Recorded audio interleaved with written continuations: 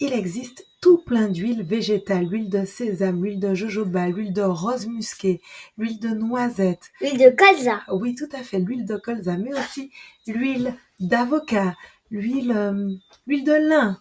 Mais savez-vous que toutes ces huiles végétales ont des sites d'action bien précis et qu'en aromathérapie, quand on utilise des huiles essentielles, il faut bien choisir son huile végétale en fonction de ce que l'on souhaite faire.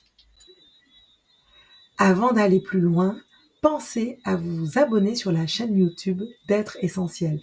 Être Essentiel, c'est la santé, le bien-être au naturel. C'est surtout un organisme de formation professionnelle certifié Calliope et un organisme de formation tout public. Je vous invite à aller sur le site internet pour découvrir encore plus de choses.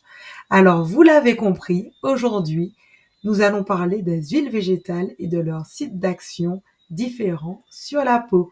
Je suis Isabelle Rousseau-Yokessa, sage-femme, acupunctrice, mais aussi micronutritionniste et aromathérapeute. La peau. La peau comprend différentes parties.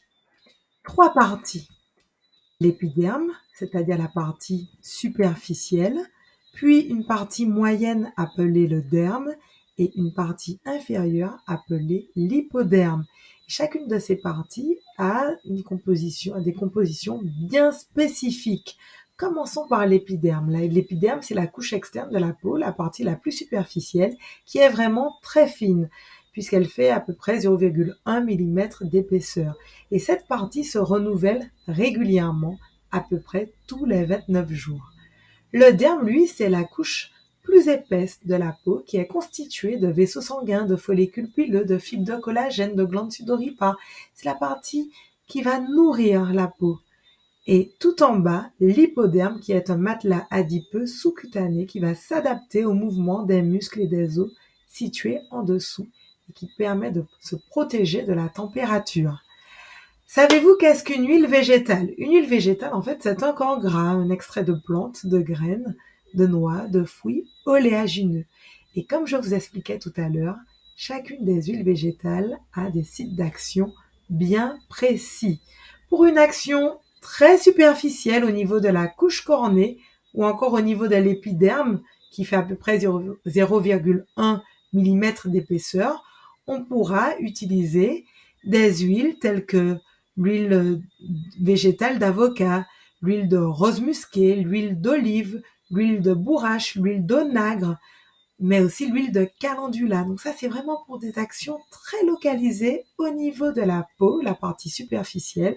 Par exemple, un traitement pour une mycose, un psoriasis, un eczéma.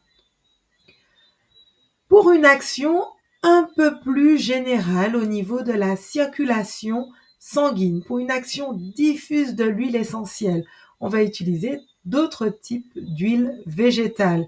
Il s'agit maintenant d'huile végétale de calophylle, l'huile végétale de noisette, l'huile végétale de sésame. Et ces huiles ont une action beaucoup plus générale pour prurite, urticaire, tendinite.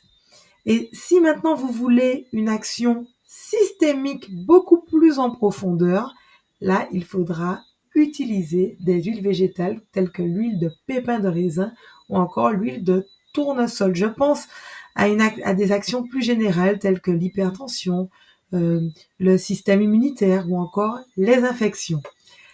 C'est tout pour cette vidéo. Je vous remercie de l'avoir suivie. Pensez à bien vous abonner et à très bientôt.